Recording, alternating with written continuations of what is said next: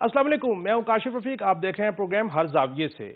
मुल्क में सियासी जोड़ तोड़, सियासी गहमा गहमी जारी है। बड़े बड़े अकाबरीन जो हैं वो अपने अपने हलकों का तयन कर रहे हैं और जिन जिन हलकों से उन्होंने इलेक्शन लड़ने हैं वहां से कागजात नामजदगी वो या उनके जो दीगर लोग हैं वो हासिल कर रहे हैं। नवाज शरीफ साहब के बारे में ये इब्तदाई शुनीद है कि वो लाहौर से और मानसरा से इलेक्शन लड़ने का इरादा रखते हैं। वैसे तो ये बात भी जेर गर्दिश है कि शायद सियालकोट या गुजरात के किसी हल्के से भी वो इलेक्शन लड़े। और मरियम नवाज की बात की जाए तो वो लाहौर के एक कौमी असम्बली और 2 सूबाई असम्बलियों से इलेक्शन लड़ने का इरादा रखती हैं। इसके अलावा हमजा शहबाज के हवाले से अजीब बात है कि वो कौमी असम्बली का इलेक्शन लड़ने का इरादा रखते हैं, सूबाई असम्बली का इलेक्शन लड़ने का इरादा नहीं रखते, अब तक की जो इतलात है। इसके अलावा शहबाज शरीफ साहब कराची और लाहौर से इलेक्शन लड़ेंगे कौमी असम्बली की नशिस्तों पर। इसके अलावा सूबाई असम्बली की नशिस्तों से भी वो इलेक्शन लड़ने का इरादा रखते हैं। सदर आसिफ जरदारी नवाब शाह से और बिलावल भुट्टो लाड़काना से इलेक्शन लड़ेंगे। सादिक सजरानी की बात की जाए तो उनको भी ये शौक है कि वो कौमी असम्बली और सूबाई असम्बली का बलोचिस्तान से इलेक्शन लड़ेंगे। सरफराज बुगटी भी लड़ेंगे इलेक्शन, जबकि बानी तहरीक इंसाफ लाहौर, इस्लामाबाद और मियां वाली, पहले भी वो 2018 में भी इन 3 हलकों से इन्होंने इलेक्शन कंटेस्ट किया था, वो इन 3 शहरों से इलेक्शन लड़ने का इरादा रखते हैं। ये और बात है कि उनको इलेक्शन लड़ने के लिए वो अहल होते हैं या नहीं होते, चूंकि आज हाई कोर्ट की जानिब से भी एक फैसला आ गया और उन्होंने उनकी सजा और नाअहली खत्म करने के जो फैसला था, जो दरखास्त थी, उसको मुस्तरद कर दिया है। अब देखना यह कि उनकी एलिजिबिलिटी कैसे इंश्योर होती है। इसके अलावा MQM भी मैदान में है, JUIF भी मैदान में है। फजल रहमान साहब डेरा इस्माइल खान से इलेक्शन लड़ने का इरादा रखते हैं। अभी तक तो कागजात नामजदगी जो है वो लिए जा रहे हैं, लेकिन हतमी फहरिस्त जब सामने आएगी और पार्टी की टिकट अवार्ड्स होंगे तो पता लगेगा कि किस शख्स का किस से कहां पे मुकाबला होगा। लेकिन अजीब बात यह है कि एक तरफ तो कागजात नामजदगी लिए जा रहे हैं, जबकि दूसरी जानिब इस बात का भी वावेला किया जा रहा है कि जो कागजात नामजदगी जमा कराने का दिन है, टाइम है, तारीख है, उसमें तोसी की जाए। नून लीग, JUIF, MQM और बलोचिस्तान अवामी पार्टी के अलावा दीगर जमातों ने भी इसका मुतालबा किया है, मां सिवाय तहरीक इंसाफ और पीपल्स पार्टी की। अपने पैनलिस्ट के सामने ये बात रखेंगे कि आखिर ये खिचड़ी सियासी तौर पर पक क्या रही है कि इलेक्शन जो है वो आगे जाएंगे नहीं जाएंगे और ये कागजात नामजदगी जमा कराने में तोसी क्यों मांगी जा रही है।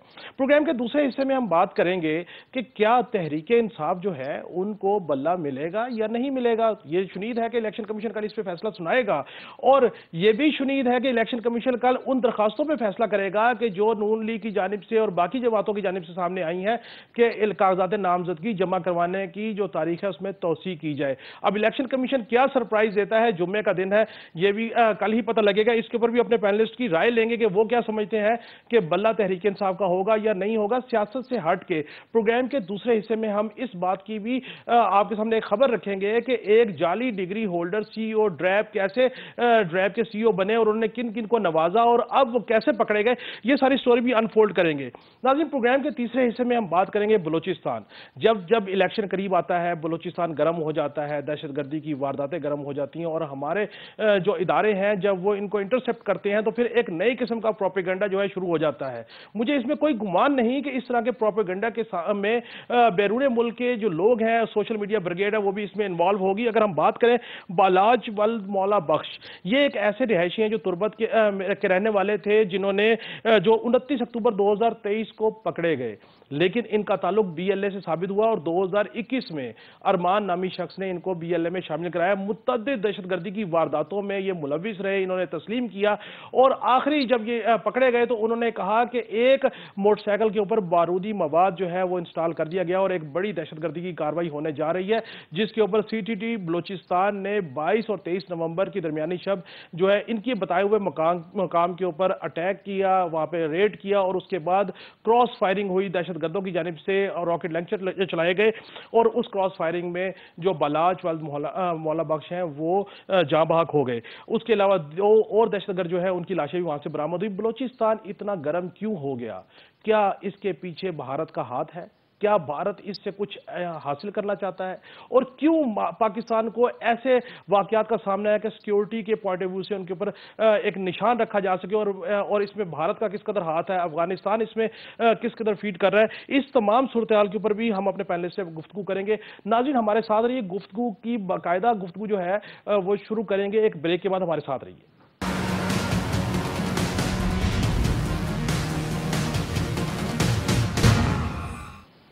वेलकम बैक नाज़रीन। नाज़रीन, गुफ्तगू शुरू करने से पहले मैं अपने मेहमानों से आपका तारुफ करवाता चलूँ। इम्तियाज़ खान फरहान साहब कराची से हमारे साथ होंगे, यशवीन जमाल साहिबा हमारे साथ होंगी और नसीम सिद्दीकी साहब हमारे साथ होंगे। Welcome to all. यशवीन साहिबा, मैं आपकी तरफ आऊँगा। कागजात नामजदगी हासिल किए जा रहे हैं और बड़े बड़े जो सियासी काबरीन हैं उन्होंने अपने हलकों के हवाले से भी चीज़ें अनफोल्ड कर दी हैं। आप क्या समझ रही हैं कि ये जो जिन जिन हलकों की चॉइस की जा रही है, क्या ये तो नहीं कि जरदारी साहब, बिलावल साहब, नवाज शरीफ साहब, मरियम साहिबा, ये सारे वो सेफ हलके देख रहे हैं कि जहां पे उनको रिजेंटमेंट कम हो और जहां से वो बआसानी जीत जाए? आपका क्या व्यू है इस पे?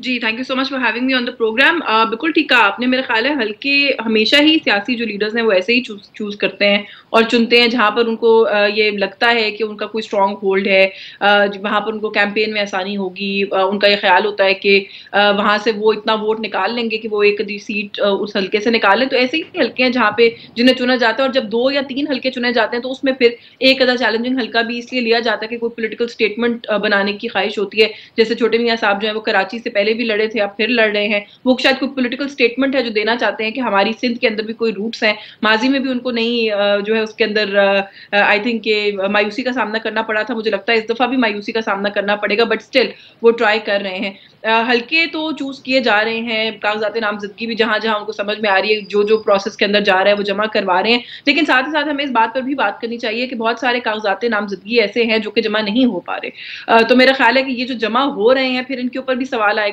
कि इनका इतना स्मूथली ये मामला कैसे आगे बढ़ रहा है, और जिनके नहीं हो रहे उनकी साइड को जब तक नहीं सुना जाएगा। मैं मुसलसल ये बात कह रही हूँ कि अगर तो जो क्लेम्स आ रहे हैं वो फॉल्स क्लेम्स हैं, तो इलेक्शन कमीशन को या किसी भी अथॉरिटी को उठकर फिर जवाब देना चाहिए, उनको झूठा साबित करना चाहिए। और अगर ये सही क्लेम्स हैं तो मैं तो पहले ये समझने से कासिर हूँ कि इलेक्शन की तैयारियां हो रही हैं, टिकट्स बांटे जा रहे हैं, सब कुछ हो रहा है। इस तरह के इलेक्शन का मुझे आप सीनियर्स बैठे हैं बता दें कोई फायदा है? ये इलेक्शन इस तरह का इलेक्शन होगा तो इलेक्शन नहीं, होने के बाद की लेकिन जो सूरत लेकिन हाल है, क्या हम यशवीन, में से किसी ने। जी जी। लेकिन यशवीन देखिए, कागजात नामजदगी तो कोई भी हासिल कर सकता है। तो ये बात तो अजीब मंतक है कि लोग कहते हैं, बिलखसूस अगर तहरीक इंसाफ के चेयरमैन की बात करें, बैरिस्टर गौहर की, कि हमारे लोगों को कागजात नामजदगी छीने जा रहे हैं उनसे।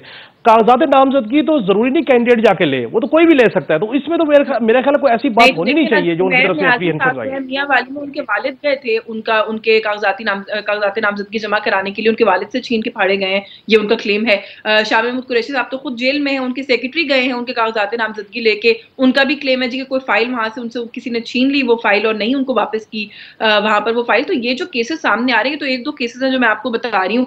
पीटीआई का तो इस वक्त ये क्लेम है कि हम लोगों ने एक कुछ हल्के इंपॉर्टेंट ऐसे हैं जहां पर 3-3 कैंडिडेट्स को खड़ा करने की या उनको नॉमिनेट करने का हमने फैसला किया है कि अगर एक के साथ कोई मामला होता है, जो कि आजकल हमारे कैंडिडेट्स के साथ हो रहा है, ताकि दूसरा या तीसरा हो, उन दूसरे तीसरों के घरों पर भी छापे पड़ रहे हैं और उनसे भी कागजात नामजदगी छीने जा रहे हैं। मैं सिर्फ ये कह रही हूँ कि अगर ये क्लेम्स गलत हैं और अगर ये हिजान फैलाने की कोई कोशिश है एक सियासी जमात की तरफ से, तब भी इनको सामने आना चाहिए, इसके ऊपर बात होनी चाहिए। और अगर ये क्लेम्स दुरुस्त हैं तो फिर हमें बैठ के सोचना चाहिए कि हम ये इलेक्टोरल एक्टिविटी, इतना बड़ा अमल, इस पर इतना पैसा खर्च क्यों कर रहे हैं।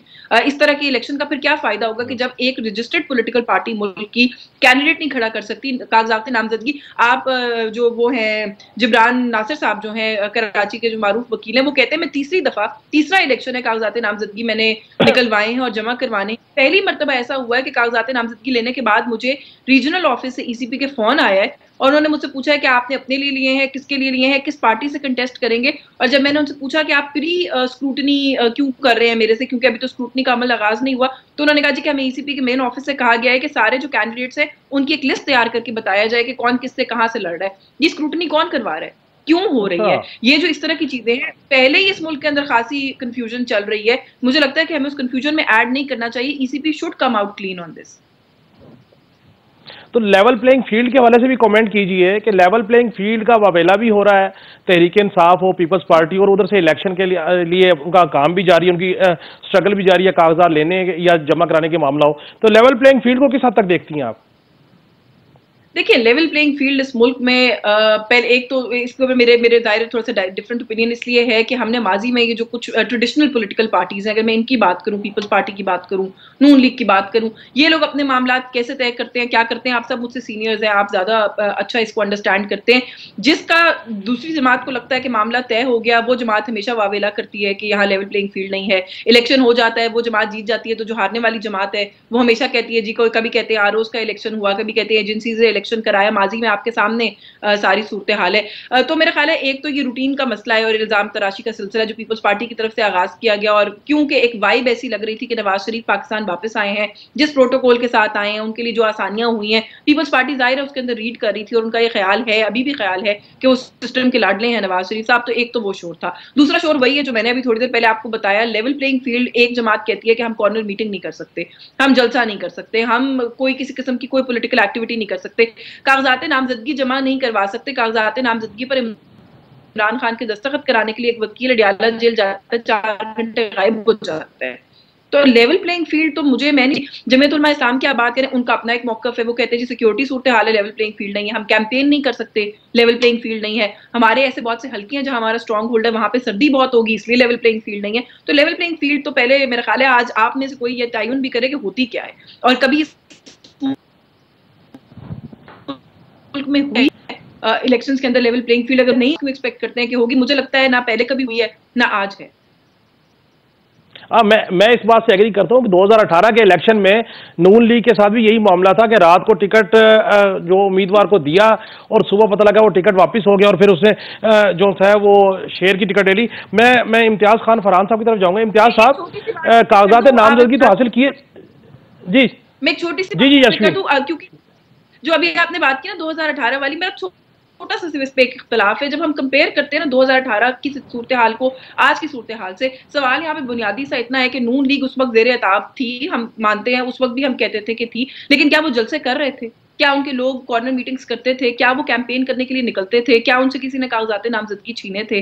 तो मेरा ख्याल है कि जो उस वक्त हो रहा था और जो आज हो रहा है ये कंपेरेबल नहीं है आपस में। आज जो हो रहा है वो थोड़ा ज्यादा एक्सट्रीम है। ये चीज मुझे लगता है हमें जहन में रखनी चाहिए जब ऐसी कोई भी डिस्कशन। ठीक हो गया। इम्तियाज खान फरहान साहब, जरा बताएं जी, सिंध की क्या सूरत हाल है, कराची की क्या सूरत हाल है? वहां पे भी कोई कागजात नामजदगी छीने जा रहे हैं या जमा हो रहे हैं, स्मूथ चीजें हैं, क्या सूरत हाल है वहां पे? जी बिस्मिल्लाहिर्रहमानिर्रहीम। कराची में तो ऐसा कोई बात रिपोर्ट अभी तक नहीं हुई कि किसी के कागजात नामजदगी छीने गए हैं। और जहाँ जहाँ की यशविन बात कर रही थी और जो आपने सवाल भी किया था, तो वहाँ पे आज़ाद ज़राए किसी जर्नलिस्ट ने कोई कोट नहीं किया, अभी तक तो नहीं किया, आगे करें तो मुझे नहीं पता। और ये सारे वो बैरिस्टर जो हैं उनकी तरफ से ये बात आई है कि जी फ़लाँ के बाप ने बताया, फ़लाँ के सेक्रेटरी ने बताया। और जैसे वो जिब्रान की बात आ गई कि जिब्रान नासिर ने कहा कि मुझे कॉल आई है। जिब्रान नासिर के हवाले से और भी चीज़ें बहुत सारी यहाँ पर होती रहती हैं और बहुत सारी कंट्रोवर्सी आती रहती हैं। इस पर ज़ाहिर के कमेंट्स होते रहेंगे और हम भी करते रहेंगे। अभी आज़ाद ज़राए कहें किसी जर्नलिस्ट, देखें आपकी भी पूरी टीम मौजूद है, हमारी भी पूरी टीम इलेक्शन कमीशन के अंदर मौजूद थी और होती है, और तमाम जो चैनल्स हैं उनकी भी और अखबारात की। अभी तक उसमें हनूज़ अभी तक तो किसी ने रिपोर्ट उसको नहीं किया। ज़ाहिर है ये मुतासरीन है उनकी तरफ से आ रही है, उसके ऊपर एक बात हो सकती है, आइज़ में भी हो सकती है, नोज़ में भी हो सकती है कि आया वो दुरुस्त कह रहे हैं या नहीं कह रहे।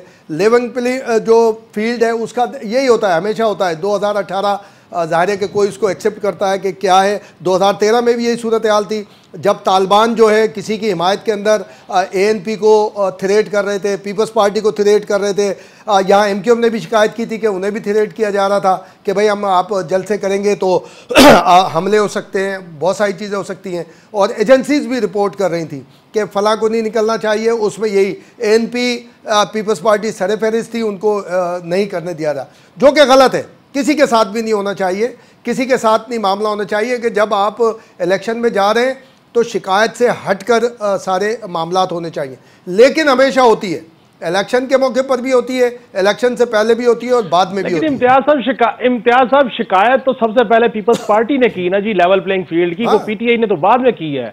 देखिए लेवल प्लेइंग फील्ड की पीपल्स पार्टी ने ज़रूर की, और उस वक्त बिलावल भुट्टो अनाउंस कर चुके थे कराची से, जब वो कॉन्वॉय लेकर निकले। लोग बोलते हैं कि अभी पीपल्स पार्टी ने इलेक्शन कैंपेन शुरू नहीं किया। आपको याद होगा हमने डिस्कस भी किया था कि जब वो यहाँ से आज से 1 माह पहले कराची से कॉन्वॉय लेकर निकले थे, लाड़काना वगैरह होते हुए फिर पंजाब का विजिट किया था। जब उन्होंने कहा था उस वक्त से उन्होंने ये कहना शुरू किया था। आपको पता है इलेक्शन में इसी तरह के मामलात होते हैं सारी जगह, एक दूसरे को ब्लेम किया जाता है। लोग बोलते हैं जी जी ये पीडीएम में एक साथ थे, बाद में अलग-अलग हो गए, यही होता है। एक राइट की जमात है, एक लेफ्ट की जमात।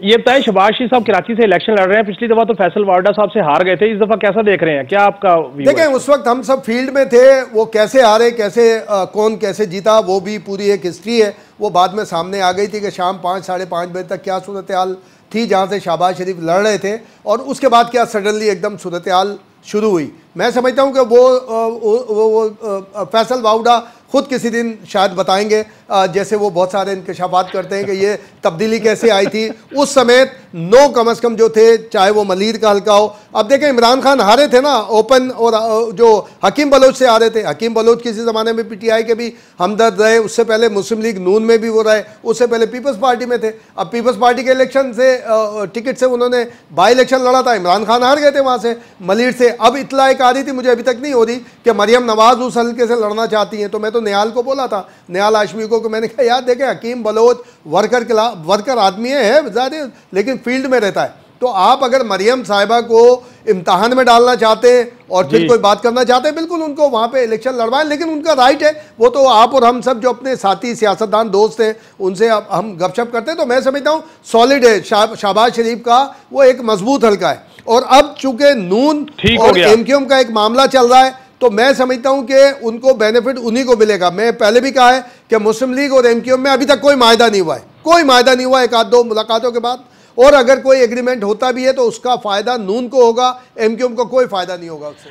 इम्तियाज से इस पे बात करते हैं। नसीम सिद्दीकी साहब, आपने दोनों की गुफ्तगू सुनी, चूंकि आप तो लंदन में बैठे हुए हैं, और लंदन प्लान क्या होगा उस पर भी कोई रोशनी डाले कि लंदन प्लान क्या तय हुआ है, और जो ग्राउंड में नजर आ रही हैं चीजें, जो यशवीन ने बात की या जो फरहान साहब ने बात की, क्या ये लंदन प्लान का हिस्सा है?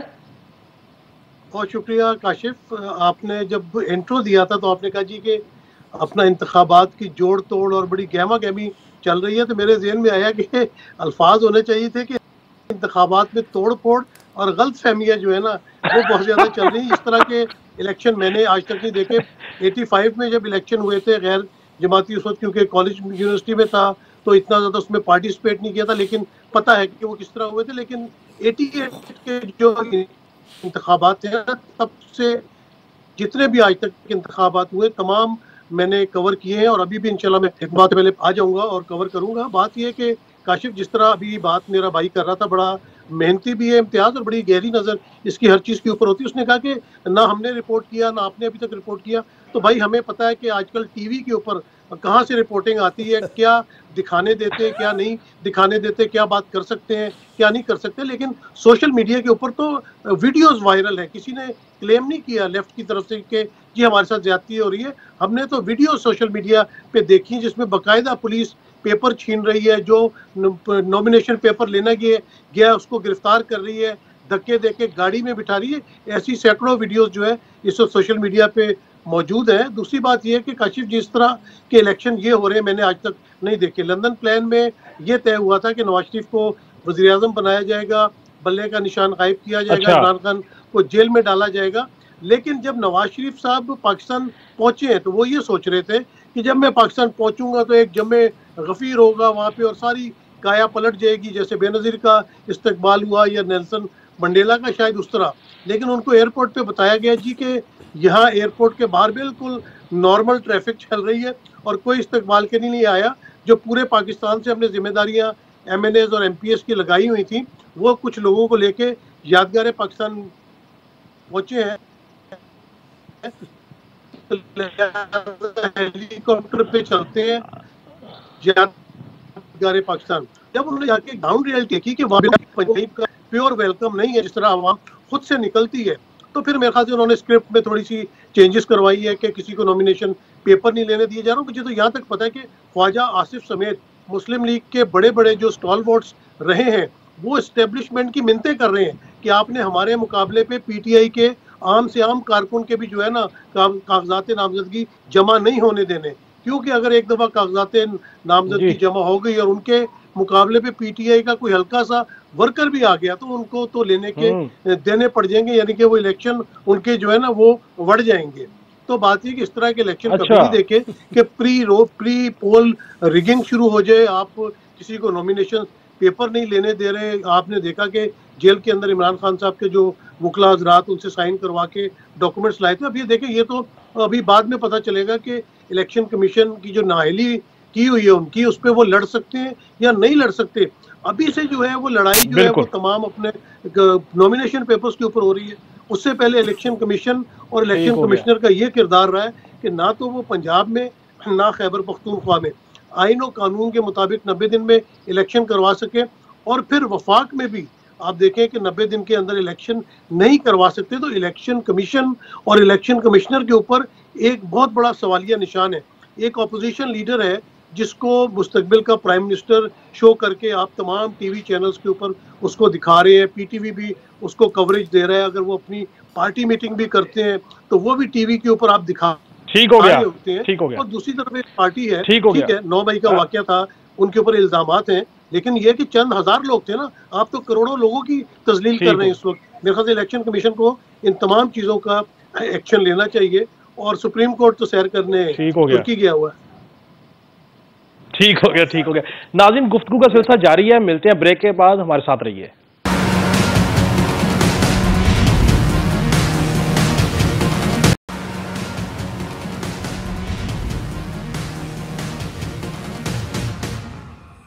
वेलकम बैक नाज़रीन। यशवीन, ये बताएं कि तहरीके इंसाफ को बल्ला मिलेगा या नहीं मिलेगा? कल ये शुनीद है कि इलेक्शन कमीशन इस पे फैसला दे रहा है, इस पे एक कमेंट कीजिए। बल्ला मिलेगा कि नहीं मिलेगा, अभी तक जो पैटर्न चीजों का नजर आ रहा है, मुझे लगता है कि ये आखिरी एक अटैक रह गया है पाकिस्तान तहरीक इंसाफ के ऊपर, कि ये समझा जाएगा कि शायद उनकी एक आइडेंटिटी है बल्ले के साथ, तो उसको भी छीन लिया जाए। तो मुझे तो नहीं है कोई अच्छे की उम्मीद कि बल्ला मिल जाएगा, जो कि फिर जाहिर है उससे एक नई कंट्रोवर्सी जो है वो खड़ी होगी। लेकिन किसी भी जमात के इंट्रा पार्टी इलेक्शंस को लेकर प्याली में जो तूफान बपा किया गया है इस मुल्क के अंदर, मैंने अपने पूरे करियर में नहीं देखा। आप में से किसी ने देखा है तो जरूर बता दें। इस मुल्क की 3-4 बड़ी सियासी जमातें जो हैं उनके इंट्रा पार्टी इलेक्शंस कितने शफाफ होते हैं, वो कितना अपना पार्टी आइन फॉलो करते हैं, वो किन कवायद और जवाबित के तहत होते हैं। मैंने तो कभी इसके ऊपर ना डिस्कशन खुद की है, ना किसी को करते हुए सुना है, ना इस बात का कभी इशू बनते हुए सुना है। इस मुल्क में 4-5 बड़ी सियासी जमातों को हम डिस्कस करते हैं, उनको छोड़ के पता नहीं कितनी ही जिससे एक बात के इंट्रा पार्टी इलेक्शंस को किया जा रहा है। तो ये सारा जो पैटर्न है, अगर इसको आप सामने रखें और बात करें, तो मेरा ख्याल है कि पाकिस्तान तहरीक इंसाफ ने वो जो एक आखिरी कुर्बानी होती है ना, कि इमरान खान साहब को चेयरमैनशिप से भी हटा दिया सिर्फ इसीलिए कि वो बल्ले के निशान को रिटेन कर सके, रेजिस्ट नहीं किया इंट्रा पार्टी इलेक्शन दोबारा कंडक्ट करना। अब वो कैसे कंडक्ट हुए, मेरा उसके ऊपर अगर मुझसे बिल्कुल एक ऑनेस्ट ओपिनियन पूछे तो नहीं ठीक तरीके से कंडक्ट हुए, जिस स्पीड से हुए, जिस तरीके से नॉमिनेशन हुई। लेकिन क्या मेरा सवाल ये है कि इस मुल्क की बाकी सियासी जमातों के इंट्रा पार्टी इलेक्शंस की डिटेल किसी के पास है कि वो कैसे हुई, कौन से आइन के तहत हुई, उनको वो कौन सा यशविन, इस पे भी कमेंट कीजिए कि ये नून लीग, JUI, फे, MQM, ये सारे अब कह रहे हैं कि कागजात नामजदगी जमा कराने में 2-3 दिन की तोसी दी जाए। ये तोसी जो सी है सिर्फ कागजात नामजदगी जमा कराने में होगी, या पूरा शेड्यूल इससे डिस्टर्ब हो सकता है? ये क्यों मांग रहे हैं तोसी? कामरान मुर्तज़ा साहब का ये कहना है कि जो इलेक्शन एक्ट है 2017 का, उसका आई थिंक आर्टिकल 58 है, if I am not wrong, जिसके तहत इलेक्शन कमीशन के पास ये इख्तियार होता है कि वो छोटी मोटी रद्दोबदल और तब्दीली कर सकता है। तो उनका ये कहना है कि नॉमिनेशन पेपर्स के जो सबमिशन के लिए दिन है उनको बढ़ाकर जो स्क्रूटनी के दिन है, अगर इलेक्शन कमीशन अपने एंड से उनको कम कर दे तो इलेक्शन की तारीख पे कोई फर्क नहीं पड़ता। I am not a legal person, मैं कानून की माहिर नहीं हूँ, लेकिन ये वो चीज है जो मैंने खुद पूछी है और समझी है, और ये बाकी सभी पॉलिटिकल पार्टीज का यही कहना है कि इससे कोई फर्क नहीं पड़ेगा 8 फरवरी की तारीख को। थोड़ा सा एक वो कमेंट जो नसीम सिद्दीकी साहब कर रहे थे, देखें कल अगर कुछ गलत हुआ था और उसको हम गलत नहीं कहते थे, तो आज अगर कुछ गलत हो रहा है उसको हम गलत कहें तो ये अच्छी बात है, लेकिन फिर जो कल गलत था उसको एक्नॉलेज भी साथ कर लें तो वो ज्यादा अच्छी बात है। नवाज शरीफ साहब को जिस तरीके से ऑफिस से निकाला गया, उनके साथ जिस तरीके से सारा मामला किया गया, हम उस वक्त भी कहते थे गलत हुआ था, मैं आज भी कहती हूँ गलत हुआ था। उस वक्त सिस्टम डिसरप्ट हुआ, इस मुल्क का पूरा एक चलता हुआ निजाम डिसरप्ट हुआ। निजाम ने उस वक्त ज्यादती की नवाज शरीफ के साथ, और अगर उस वक्त ज्यादती नहीं की तो फिर आज अगर ज्यादती हो रही है तो फिर हम किस मतलब जो मैं अंडरस्टैंड करना चाहती हूँ वो ये कि हमारे लोग जो जो ये कहते हैं कि कल जो हुआ नवाज शरीफ के साथ ठीक था, आज जो इमरान खान साहब के साथ यही निजाम कर रहा है वो गलत कर रहा है। निजाम का भी फैसला कर लीजिए कि निजाम कल ठीक था या आज ठीक है। जब सूट करे तो उस वक्त किसी एक चीज को सही कह देना और दूसरी को गलत कह देना, इससे मेरा थोड़ा सा डिसएग्रीमेंट है। नवाज शरीफ साहब का ये जो एक वो अभी बात हो रही थी यहाँ पर कि वो था कि वो वापस आएंगे तो पता नहीं क्या हो जाएगा। नवाज शरीफ साहब जो वापस आए हैं, जिस तरीके से उनका इस्तकबाल हुआ है, सभी पॉलिटिकल पार्टीज जल्द से ऐसे ही करती हैं, जो उनके एमएनएज हैं, उनके लीडर्स हैं, उन्हीं की ड्यूटीज लगती हैं। हाँ, वो जो हाइप है जो हम या उनकी अपनी जमात भी एक्सपेक्ट करी थी कि क्रिएट होगी, वो उसके ऊपर मेरी बड़ी सिंपल सी एक राय है कि नवाज शरीफ साहब के अपने कंडक्ट की वजह से नवाज शरीफ साहब की वो राय, वो जो हाइप है वो नहीं बनी। मियां साहब जब यहाँ उतरे थे इस्लामाबाद, वो चंद कदम चल के इस्लामाबाद हाई कोर्ट चले जाते, प्रोटोकॉल ना लेते, इतनी बड़ी कंट्रोवर्सी खड़ी ना होती, बायोमेट्रिक का पूरा सिस्टम बुला लिया, मतलब एक सिस्टम का फॉलो कर लेते। अच्छा, फिर उसके बाद मेरी एक्सपेक्टेशन ये थी कि नवाज शरीफ और मरियम नवाज ये कॉम्बो जो है, जो पावर कॉम्बो हमें बताया जाता है, ये पाकिस्तान के अंदर होगा तो जलसे जुलूसों की तो लाइन लग जाएगी। अभी तक तो 25-30 जलसे किए होने चाहिए थे। मियां साहब को अवाम में जाना चाहिए था, अवामी राब्ता मुहिम करनी चाहिए थी, लेकिन हम देखते हैं कि वो एक बड़ा सारा कमरा है, उसमें एक टेबल लगा हुआ है, मियां साहब एक माइक के आगे बैठे हैं, अपनी पार्टी से बात करते हैं, उसको मीडिया पे चलवा देते हैं, दैट्स अबाउट इट। तो अवाम को तो रीच आउट ही नहीं किया नवाज शरीफ ने आके। तो अब मैं ये समझती हूँ कि मियां साहब अगर आके अवाम को रीच आउट करते तो शायद हालात फर्क होते उनके लिए। अब शायद मुझे भी लगता है कि उनके लिए ग्राउंड पर उनको मायूसी का सामना करना पड़ेगा। ठीक हो गया। नसीम सिद्दीकी साहब, तहरीक इंसाफ को बल्ला मिलेगा या नहीं मिलेगा, एक शॉर्ट कमेंट कीजिए, फिर मैं आपको अगले सवाल पे आता हूँ। देखिए, मेरा नहीं ख्याल कि उनको बल्ले का निशान मिलेगा। कोई ना कोई कंट्रोवर्सी ऐसी डाली जाएगी जब नॉमिनेशंस पेपर नहीं लेने दिए जा रहे। अगर बल्ले का निशान दे दिया तो असल मसला तो बल्ले का ही है। अगर बल्ले का निशान दे दिया, वो तो किसी के भी नॉमिनेशन पेपर्स के ऊपर पीटीआई के चेयरमैन जो है उनको टिकट जारी कर सकते हैं। तो असल तो निशाना ही जो है वो बल्ला है। और बल्ले का निशान मेरा नहीं ख्याल कि दिया जाएगा। अगर आप इजाजत दें, मैं थोड़ी सी बात जो यशवीन ने की, वो मेरा डिसएग्रीमेंट बिल्कुल नहीं है उनके साथ, मैं एग्री करता हूँ। नवाज शरीफ को जिस तरीके से निकाला गया बिल्कुल गलत तरीका था। 90s में जिस तरह आप बेनजीर को निकालते थे, नवाज शरीफ को निकालते थे, या जुल्फिकार अली भुट्टो को निकाला गया, ये सब निजाम की गड़बड़। इस निजाम को दुरुस्त होना चाहिए। ये निजाम के खिलाफ क्योंकि हम आवाज नहीं उठाते, इसीलिए ये निजाम बिगड़ता चला जा रहा है। और आज ये सूरत हाल है कि आज तो बच्चा बच्चा इन चीजों को देख के जो है वो कहता है कि ये मुल्क में हमारे हो क्या रहा है, और लोग कहते हैं कि ये तो मुल्क रहने के काबिल नहीं रहा। जबकि पाकिस्तान एक बहुत ही खूबसूरत मुल्क है, रहने के भी काबिल है, लेकिन कुछ लोगों ने इसको यरगमाल बनाया हुआ है, इस निजाम को यरगमाल बनाया हुआ है, जिसकी वजह से ये हालात पैदा हुए। जी काशिफ, अगला सवाल कर सकते हैं आप। बिल्कुल बिल्कुल बिल्कुल बिल्कुल दुरुस्त आपने कहा। मैं गलत को गलत और सही को सही कहना चाहिए। ये बताएं कि आखिर क्या हुआ यकायक MQM, JUI पे नून लीग, यानी कि ऐसा लगता है जो इत्तेहाद बना था वो सारे अब कह रहे हैं कि 2-3 दिन कागज नामजदगी जमा कराने में तोसी दे दें। तोसी क्यों मांगी जा रही है? देखिए काशिफ, मेरे ख्याल ना इसमें ये बात है कि जिस तरह के हालात इस वक्त पैदा हुए ना, इलेक्शन कमीशन इस काबिल नहीं है कि वो अपनी ड्यूटी, अपने फर्ज अदा कर सके। इसका सबूत ये है कि तमाम जमातें समझ रही हैं कि ये इन्होंने बहुत कम टाइम दिया है, इसमें नॉमिनेशंस पेपर जमा नहीं हो सकते। और जो ROs DROs की सारी तवज्जो है वो तो इधर है कि वो मुखबरियां कर रहे हैं पीटीआई के कैंडिडेट्स की, और उनसे कागजात नामजदगी छीने जा रहे हैं, टाइम डिले हो रहा है। कोई वहाँ पे जाता है तो कहते हैं साहब मीटिंग में गए हुए, जो एक तुर्रा इम्तियाज है हमारी ब्यूरोक्रेसी का कि साहब बेशक बैठे कलूला कर रहे हो, लेकिन कहा जाता है कि मीटिंग के अंदर है। तो ये नाकामी है इलेक्शन कमीशन की कि तमाम जमातें ये कह रही हैं कि इस टाइम को बढ़ाया जाए। इसका मतलब है कि उन्होंने गलत फ्रेमवर्क दिया है, कम फ्रेमवर्क दिया है, जिसमें पार्टीज समझ रही हैं कि इतने टाइम के अंदर कागजात नामजदगी वसूल करना और उनको जमा कराना मुश्किल है।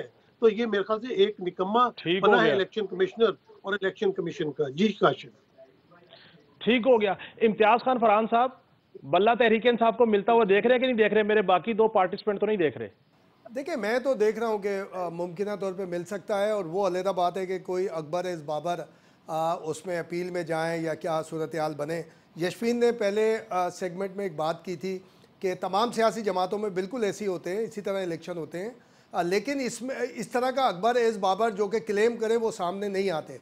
और उस तरह जो क्लेम करे कि मैं पार्टी का हूँ, मैं इलेक्शन लड़ना चाहता हूँ, तो वो जो उन्होंने बताया वहीं पे प्रेस कॉन्फ्रेंस करके बताया था, वो बहुत पहले बताया था जब वो गए थे वहाँ इलेक्शन में, कि उनसे किस किस तरह से मिसबिहेव किया। उन्होंने बोला जी यहाँ पर ना तो हमारे पास कोई बैलेट पेपर है, ना हमारे पास कोई डॉक्यूमेंट है, ना कुछ सारी चीज़ें कि हम आपको दे सकें। मरकज़ी सेक्रेटेरिएट में बात की थी जो पूरे सब जगह चैनल पर चली थी, ऐसा कहीं नहीं होता। और माजी में भी एक और जब आपको याद होगा, जी जी जी इम्तियाज साहब ये बताएं कि ये जो कागजात नामजदगी जमा कराने में तोसी क्यों मांग रही है नून लीग, MQM? देखिए, इसको आप कुछ भी कह सकते हैं, इसको आप जो एक इंप्रेशन में फील कर रहा हूँ ये है कि ये डर के भाग रहे हैं वो, या ये आप ये भी कर सकते हैं और स्ट्रेटेजी का हिस्सा भी होता है बाज़ औक़ात सारी चीज़ें। जैसे हम एक तरफ ये बात कर रहे हैं कि जनाब हमें वो उनके कागजात छीने जा रहे हैं, अभी यानी कि मुझे मैसेज हुआ है रिजवान खानज़ादा के नाम से कि जो कि नायब सदर हैं तहरीक इंसाफ के, कि वो 242 NA से उनके कागजात नामजदगी जमा हो गए। कैसे जमा हो गए? अगर छीना जा उनसे भी छीना जा सकता था। ये मेरे पास चूँकि एक वो आया रिजवान खानज़ादा के नाम से कि जनाब वो उनको कागजात नाम 242, आई थिंक के 242 से शहबाज शरीफ, 241 या 242 से शहबाज शरीफ का भी नाम आ रहा है। तो ये हो सकता है स्ट्रेटेजी है या उनकी तैयारी नहीं थी, हम दूसरी बात ये कर सकते हैं, लेकिन मैं नहीं समझता कि उनकी तैयारी नहीं है किसी भी सियासी जमात की। सब ये पार्ट ऑफ स्ट्रेटेजी भी होता है बाज़ औक़ात के सामने वाले को कैमोफ्लेज किया जाए कि जनाब ये तो तैयार नहीं है, ये सारी चीज़ें। अब हम इलेक्शन कमीशन के ख़िलाफ़ भी बात कर सकते हैं, उसकी वो नाअहली भी साबित कर सकते हैं और नहीं भी कर सकते कि पाकिस्तान बार ने कहा कि रिज़ाइन, दूसरे दिन वजाहत आ गई कि हमने रेजिग्नेशन नहीं मांगा, हम तो अपनी एक तहफ़्फ़ुज़ात का हमने इजहार किया है। फिर एक इंप्रेशन ये आया जो एतजाज़ हसन साहब ने कहा कि जनाब ये तो मुस्लिम एक जैसी तमाम बार्स की तरफ से एक जैसी डिमांड आई है, तो इसके पीछे उन्होंने खदशा इजहार किया कि इसके पीछे हो सकता है मुस्लिम लीग नून हो। तो ये बात होती है सियासत में, इलेक्शन में, पूरी दुनिया में होती है, कोई सिर्फ पाकिस्तान में नहीं। इस तरह कम ज़्यादा जो है हम ये कह सकते हैं कि पाकिस्तान में कोई ज़्यादा किस्म की हो रही है, लेकिन ये हर जगह इस तरह की एक दूसरे। जी इम्तियाज साहब, पाकिस्तान में तो क्या कमाल काम हुआ। मैं आप तीनों पार्टिसिपेंट के सामने एक चीज़ रखना चाहता हूँ, हैरान कुन, मैं खुद से हैरान हो गया, आप सुनेंगे शायद आप भी हैरान हो कि एक साहब है जो जाली डिग्री के ऊपर CO ड्रैब लगे 2 फरवरी 2018 को, जब शाहिद खाकान अब्बासी साहब जो हैं वो वजीर आजम थे और सायरा अफजल तारड़ साहिबा जो है वो वजीर सेहत थी। अब हुआ ये कि उनको लगा दिया गया एक्टिंग चार्ज पे और 27 दिसंबर 2018 को उसी शख्स को CO ड्रैब लगा दिया। ड्रैब का मतलब यह ड्रग रेगुलेटरी अथॉरिटी, जिसने तमाम फार्मास्यूटिकल इंडस्ट्रीज को रेगुलेट करना है, चेक करना है, उनकी क्वालिटी को इंश्योर करना है। अब उसको जब CO लगाया गया उस बंदे को जो जाली डिग्री पे था, उसके बाद वो उनको मार्च में हटाया गया 2019 में, और वो हाई कोर्ट चले गए, स्टे लेके आए, उनको सुना गया, सुनने के बाद फिर उनकी डिग्री PhD की जाली साबित हो गई। उसके बाद उस वक्त की जो काबीना है, हाई कोर्ट ने कहा कि इसको हटाएं। उस वक्त की काबीना ने उनको पर्क्स प्रिविलेज के साथ, वो काबीना बहरहाल उस वक्त तहरीक इंसाफ की हुकूमत थी, उन्होंने उनको रिटायर कर दिया विद पर्क्स प्रिविलेज। उसकी रिटायरमेंट के बाद 19 से लेके 23 तक, दिसंबर 23 तक किसी ने उसको ना इन्वेस्टिगेट किया, ना इन्वेस्टिगेट करने की जरूरत महसूस की। फिर एक डिप्टी डायरेक्टर को अफजल न्याजी साहब हैं, कहीं से उड़ते फुड़ते आ जाते हैं FIA में, और वो अफजल न्याजी साहब उसको इन्वेस्टिगेट करते हैं और पता लगता है कि वो PhD की डिग्री जाली थी। उनको अरेस्ट किया जाता है और फिर रेड किया जाता है और वो वाइस चांसलर भी पकड़े जाते हैं, खुर्रम शहजाद, जिन्होंने जाली डिग्री PhD की दी। मैं हैरान इस बात पे हूं कि 1 साल से जायद जाली डिग्री होल्डर एक शख्स CO ड्रैब रहते हैं, लातदाल फार्मास्यूटिकल इंडस्ट्री को वो लाइसेंस देते हैं, लोगों को नवाजते हैं, और उनके नवाजे हुए लोग आज भी ड्रैब में अच्छे ओहदों पे बैठे होंगे, और उसके बाद कोई इन्वेस्टिगेट करने को तैयार नहीं है। उनको पर्क्स प्रिविलेज मिले, उनको 25 लाख ग्रेजुएटी दे दी, उनको तनख्वाहें दे दी, हर चीज़ ले रहे हैं, मराद ले रहे हैं, कोई वापसी लेने को तैयार नहीं है। अगर पाकिस्तान के इतने बड़े इदारा, इतनी बड़ी सूरत हाल जिसने तमाम फार्मास्यूटिकल इंडस्ट्री को रेगुलेट करना है, अगर उस इदारे के CO की ये सूरत हाल है, उसको चेक करने के लिए कोई तैयार नहीं है और पोलिटिकल इन्फ्लुएंस यूज हुआ। ये शुनीद है कि उस वक्त साकिब निसार साहब जो चीफ जस्टिस है, उन्होंने भी अपना इन्फ्लुएंस डाला तहरीक इंसाफ की हुकूमत पे। मैंने बहरहाल ड्रैब के लोगों से रब्ता किया, CEO ड्रैब से रब्ता किया कि आप अपना मौकफ देना चाहिए तो हमारा प्लेटफॉर्म हाजिर है। उनमें से किसी ने बात करना या जवाब देना ही मुनासिब नहीं समझा। इम्तियाज खान फरहान साहब, मुझे बताएं कि पाकिस्तान के इदारों में जो बड़ी तकर्री हैं, अगर वो इस तरह हो रही है बोगस डॉक्यूमेंट्स के ऊपर, पॉलिटिकल मोटिवेटेड, तो आप किस किस निजाम को रोएंगे? इसमें देखिए फिर वही बात आ जाता है, हमें आसान टारगेट सियासतदान मिलता है कि पॉलिटिकल।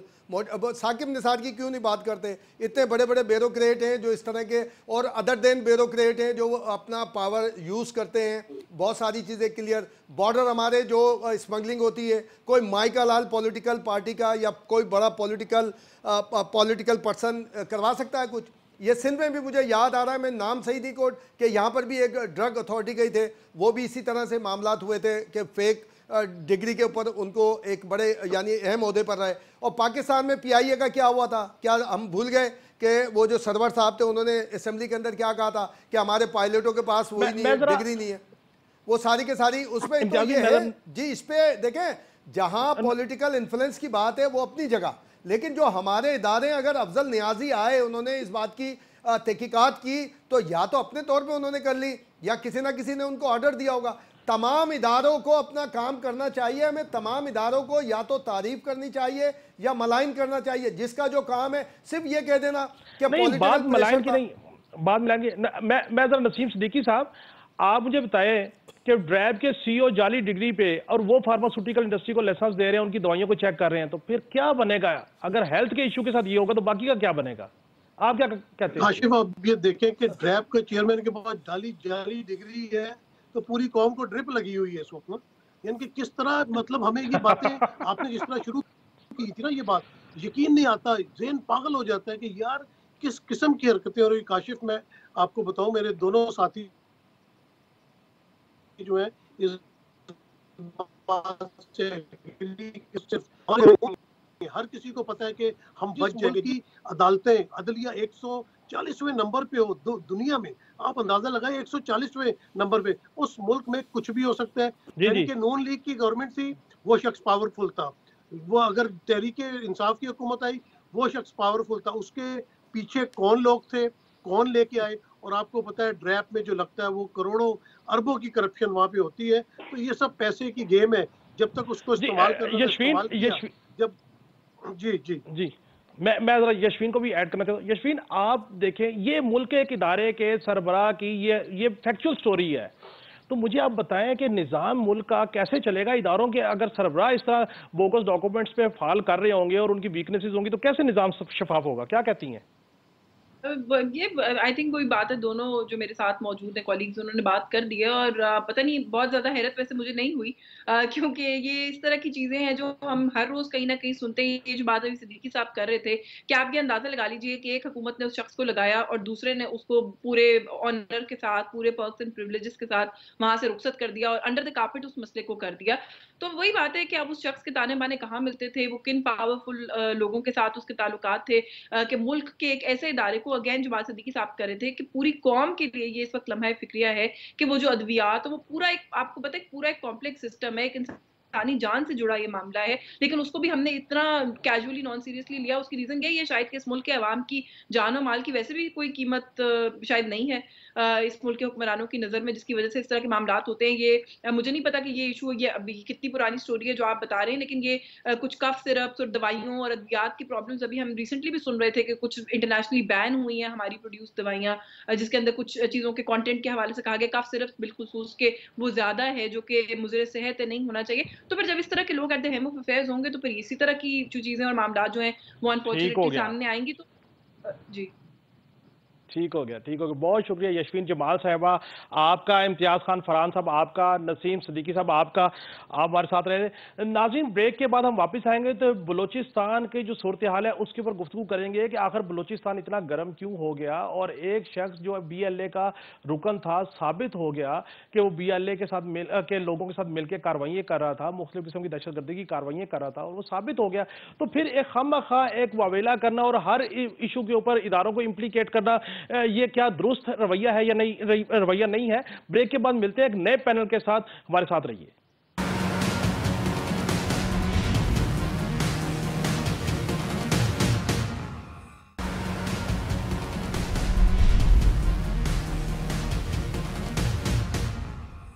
वेलकम बैक नाज़रीन। बलोचिस्तान अचानक गर्म हो गया और अजीब मामला है कि बलोच यकजहती कौंसिल का एहतजाज जब हुआ तो इस बात पे अजीब मामला था कि आखिर ये बलाच वाल्द मौलाना बख्श जो ज़िला तुर्बत का रहने वाला है, इसका बैकग्राउंड क्या है, इसकी सूरत हाल क्या है। इसके हवाले से मैं थोड़ा सा डेटा आपसे शेयर करूँ कि 29 अक्टूबर 2023 को महकमा इंसदाद दहशतगर्दी बलोचिस्तान इसको उठाता है और इसको बलोच लिबरेशन आर्मी के कासिम उर्फ अरमान ने भर्ती किया था, और उसके बाद 2019 में बलोच लिबरेशन आर्मी के मुस्लिम उर्फ गुरु ने तरबियत दी।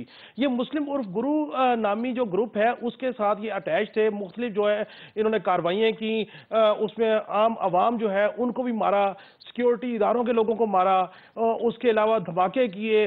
और फाइनली जो सूरत सामने आई वो ये थी कि ये इनको एक इंटेलिजेंस बेस्ड ऑपरेशन के तहत उठाया गया, और जब इनको उठाया गया तो फिर उनकी निशानदेही पर 22 और 23 नवंबर की दरमियानी शब जो है सीटीडी बलूचिस्तान ने एक रेड किया इनके बताए हुए मकाम पर, जहां पे दहशतगर्द मौजूद थे, और वहां पे क्रॉस फायर हुआ और दहशतगर्दों की जानिब से रॉकेट लॉन्चर भी इस्तेमाल किए गए, जिसमें ये बलाच वल्द मौला बख्श जो है वो जहां बाग हो गए, और दीगर 2 दहशतगर्दों की लाशें भी वहां से बरामद हुई हैं। इस पे गुफ्तगू करने के लिए कि बलूचिस्तान में ये इंसर्जेंसीज हो क्यों रही हैं, कौन करवा रहा है, कैसे करवा रहा है, हमारे साथ मौजूद है डॉक्टर इरफान अशरफ साहब। तजिया करें डॉक्टर साहब, बहुत शुक्रिया टाइम देने का। सर डॉक्टर साहब ये बताइएगा कि ये बलूचिस्तान यकदम गर्म हो गया, और ये बलाच वल्द मौला बख्श की जो सूरत सामने आई, जो बलोच यकजहती कौंसिल है वो समझती है कि ये इनोसेंट है, इसको उठाया गया और इसको मार दिया गया, लेकिन जो हकीकत सामने आई है ये तो बहुत सारी कार्रवाइयों में मुलविस थे एंटी स्टेट। आप क्या कहेंगे? जी देखिए, ये बहुत इंपॉर्टेंट सवाल है, और इससे पहले हमें एक चीज समझनी चाहिए हमारे देखने वालों को कि ये जितने लोग भी जिनके बारे में ये बात की जाती है कि जी ये बेगना हैं, इनको कहीं कहा जाता है कि इनके खिलाफ इनको फेक इनकाउंटर में मारा जा रहा है, कहीं कहा जाता है कि ये लापता है, लेकिन इनके हकाइक को समझने के लिए आपको थोड़ा सा बैकग्राउंड में जाना पड़ेगा। मैं क्योंकि बलूचिस्तान से मेरी एजुकेशन है, मैं वहाँ रहा हूँ, 20 साल मैंने अपनी जिंदगी के बलूचिस्तान में गुजारे, मैं वहाँ के तमाम इन एंड आउट्स को जानता हूँ। मैं आपको ये बताते चलूं कि ये जो लोग हैं, जो कलदम तंजीमें हैं, चाहे वो BLA है, BLF है, या ये जो दिगर UBA है, RBA है, बरास है, BLF है, इन सब का जो सबसे बड़ा विक्टिम है वो बलोचिस्तान का एक आम आदमी है, एक आम बलोच इनका सबसे बड़ा विक्टिम है। इन्होंने जितना बलोचों का कत्लेआम किया है, जितना एक आम बलोच इनके जबर और बर्बरियत से तंग है, शायद ही कोई हो। तो इसलिए ये बालाज का तो एक केस है कि इसके ऊपर शोर पड़ा और आप लोग इन्वेस्टिगेशन में गए तो आपने सारा इसका आज डिटेल निकाली, और एक्यूरेट ऐसा ही है कि ये खुद BLA का हिस्सा था। इसने बहुत सारी कार्रवाइयां की और बहुत बड़ी कार्रवाइयां की, जिनमें इन वीडियोस तक इस कलदम गैंग ने जारी की, जिनमें एक तुर्बत रोड के ऊपर, अबसार रोड तुर्बत पे FC के कॉन्वॉय को इन्होंने अटैक किया, जिसकी बाद में इन्होंने वीडियो जारी की। वो वीडियोस भी आपके नाज़रीन के लिए होगी।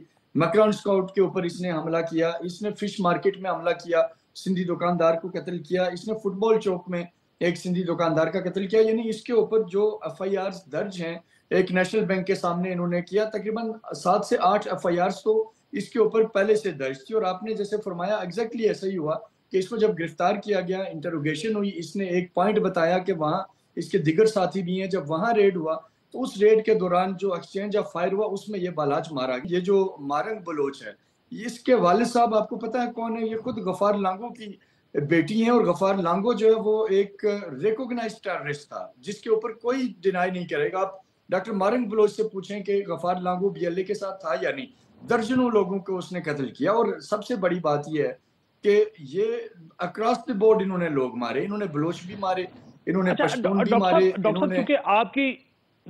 डॉक्टर साहब चूंकि आपकी एजुकेशन वहाँ की बलूचिस्तान की, और आप जैसे कह रहे हैं 2 दहाइयाँ आपने वहाँ गुजारी, मुझे ये बताएं कि ये तो फैक्ट है कि बलूचिस्तान में जो भी इंसर्जेंसीज हो रही हैं, वो BLA हो या कोई भी हो, उनको बैरूनी फंडिंग, बैरूनी सपोर्ट, फाइनेंशियल, सोशल मीडिया की वो हो रही है या नहीं हो रही? देखिए जी, उसके बगैर तो ये चल ही नहीं सकती ना। मैं आपको चंद एविडेंस देता हूँ। जो इस वक्त स्विट्जरलैंड में बैठा है, मेरी क्लियर कट इंडिकेशन जो है वो भारत की तरफ है, राह की तरफ है। जी एग्जैक्टली, मैं उसी तरफ आ रहा हूँ सर। आप देखें, ब्रामदाग बुक्टी जो स्विट्जरलैंड में बैठा है, उसको इंडियन इंटेलिजेंस आज भी वहाँ हजारों डॉलर महाना देती है। हरिब्यार मरी को UK में फैसिलिटेट किया जा रहा है। ये जो जावेद मैंगल है, इसकी गाड़ी की नंबर प्लेट 25 करोड़ रुपए की है। इंडिया इनको पैसा दे रहा है, और उसके कई एविडेंस हैं। आप मामा कदीर बलोच की, जो ये मिसिंग पर्सन का जो चैंपियन है, आप मामा कदीर बलोच का इंटरव्यू देखें, जिसमें वो कहता है कि नरेंद्र मोदी हमारी मदद को आए। और फिर आप इससे ये जान के ज्यादा हैरान होंगे कि नाइला बलोच नामी एक खातून मुंबई में या दिल्ली में मौजूद है, और उसको पॉलिटिकल असाइलम इंडिया ने दी हुई है, और इंडिया ने उसको एक हिंद बलोच फोरम बना के दिया हुआ है। रेडियो चैनल्स इंडिया चलवा रहा है जिसके ऊपर प्रोपेगेंडा होता है। फिर कुलभूषण यादव एक बहुत बड़ा प्रूफ जो कि बलूचिस्तान के अंदर खुद मौजूद था, जिसने खुद ये माना है कि वो BSO आजाद और इस तरह की तमाम जो टेररिस्ट ऑर्गेनाइजेशंस थी उनके साथ राब्ते में था, उनको फाइनेंस प्रोवाइड करता था। फिर अफगानिस्तान के अंदर ये जो कल आपने देखा सरफराज बंगुलजई ने सरेंडर किया, तो उसने खुद ये बताया कि वो जब अफगानिस्तान गया तो वहां उसने देखा कि इंडिया इनको प्रॉपर फंडिंग कर रहा है, इनको ट्रेनिंग दे रहा है, इनको वेपन सप्लाई कर रहा है। ये सारा एक नेक्सस है जो रा का और ये जो टेररिस्ट आउटफिट्स हैं इनका है, और ये किसी के हमदर्द नहीं है। अगर ये अपनी बलोच कौम के खैरख्वाह होते तो बलोच तो इनके शर से महफूज होता ना। आप मुझे ये बताएं कि बलोच कल्चर इतना शानदार कल्चर है, इतना वहाँ औरत की इज्जत है कि आप तसव्वुर नहीं कर सकते कि वहाँ औरत को अपने चीफ अजाइम के लिए इस्तेमाल किया जाए। बलोची कल्चर में है ही नहीं। और बलोच कल्चर में औरत का इतना एहतराम है कि अगर कत्ल भी किया है किसी ने, लेकिन वो अगर अपनी फैमिली के साथ उस इलाके से गुजर रहा है तो औरत के एहतराम में उसको वो नहीं रोकेंगे। लेकिन इन टेररिस्ट ऑर्गेनाइजेशंस ने इंजीनियर महराज उमरानी को मिठड़ी में BLA ने शहीद किया। उसके साथ 1.5 साल का बच्चा था, उसके साथ 3 साल का बच्चा था, उनकी वाइफ थी, उनको इन्होंने पूरी फैमिली को मार दिया। जफर बलोच खारान में उनको इन्होंने इसी तरीके से अपनी फैमिली के साथ शहीद कर दिया। इस तरह से इन्होंने आज आप देखें कि जो मिसगाइड करके खवातीन को ये सुसाइड बम्बिंग की तरफ ले जा रहे हैं, वो चाहे शारी बलोच है, वो चाहे महल बलोच है, ऐसी कई केसेस सामने आ चुके हैं जिनको ये लेके जा रहे हैं। तो ये जो इंडियन हैंडलर्स हैं, इनके इंडियन हैंडलर्स को इससे कोई परवाह नहीं है कि बलोच रवायात पामाल होती हैं। बलोच कल्चर में मेहमान का कत्ल एक इंतहाई संगीन जुर्म समझा जाता है, लेकिन इन्होंने टीचर्स को वहां शहीद किया, टारगेट किया, मजदूरों को वहां टारगेट किया गया। तो ये जो जुल्म और बर्बरियत की दास्तान इन कलदम तंजीमों ने बलूचिस्तान में मचा के रखी है, काश आप जैसे दिगर साफी भी ये जुर्रत करें कि वो इन बातों को डिस्कस करें, इनको एड्रेस करें। हमारे मेन स्ट्रीम मीडिया का सबसे बड़ा मसला ये है, और मैं गवर्नमेंट को भी कहूंगा कि इनको हमारी ग्राउंड रियलिटीज का ही हमारे जो national main stream media Balochistan का नहीं पता। आप मुझे ये बताएं कि वो जो वहाँ बेचारे गरीब मजदूर और जो बलोच लीडरशिप और बलोच ट्राइबल नोटेबल्स तक, आपके इल्म में है कि शहीद सिराज रईसानी को इन टेररिस्ट ऑर्गेनाइजेशंस ने इन्होंने टारगेट किया। रा उस पूरे मामले में डायरेक्टली इन्वॉल्व था। उससे पहले कितने ऐसे ट्राइबल नोटेबल्स हैं जो इनकी इस दहशतगर्दाना कार्रवाइयों में शहीद हुए। लेकिन अलमिया ये है, अच्छा डॉक्टर साहब ये बताएं कि बलूचिस्तान में वहां नहीं जाता।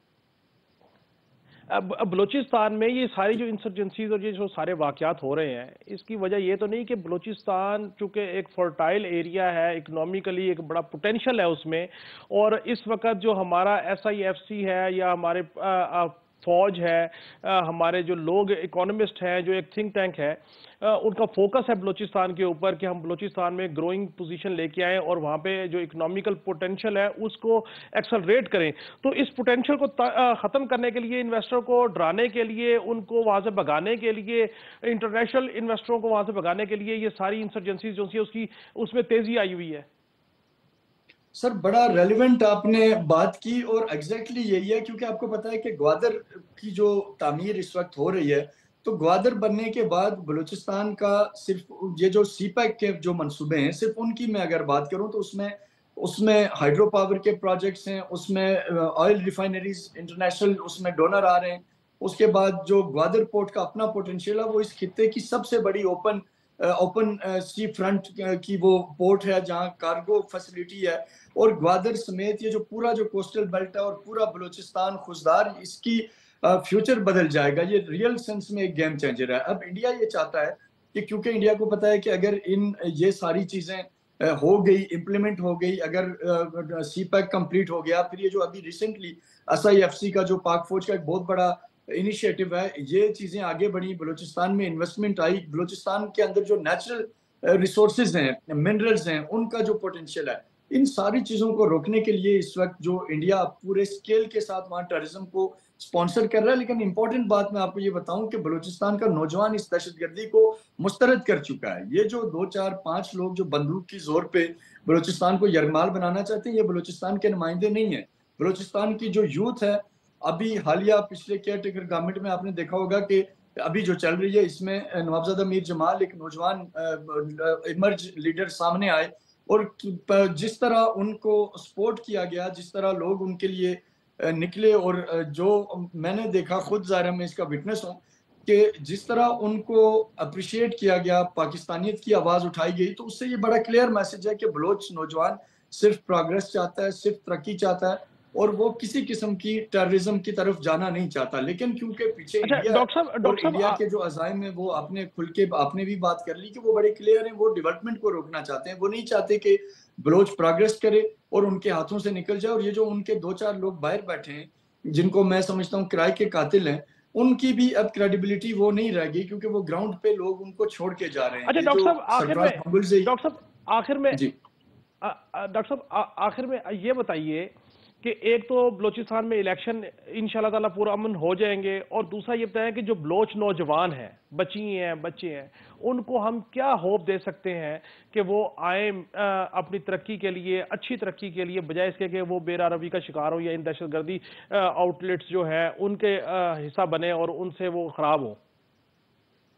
देखिए जी, अब बलोच नौजवान खुद भी इस चीज की अहमियत को समझ चुका है। उन्हें अंदाजा हो गया है कि ये जो बरामदा बुगटी है, हैरी ब्यार है, जावेद मैंगल है, खुद ये लंदन में, स्विट्जरलैंड में और दुबई में अयाशी कर रहे हैं और एक आम बलोच को ये कहते हैं कि तुम पहाड़ों पे जाओ और अपनी फैमिली छोड़ दो, अपना सब कुछ छोड़ दो और अपनी जिंदगी बर्बाद करो। तो अब उन्हें अंदाजा हो गया। फिर सबसे बड़ी बात कि अब बलोच नौजवानों को ये भी पता लग गया है कि ये जो नक्सस है राह का और इनकी ये जो सो कॉल्ड लीडरशिप जो मुल्क से भागी हुई है, तो ये अब चीजें ऑलमोस्ट एक्सपोज हैं।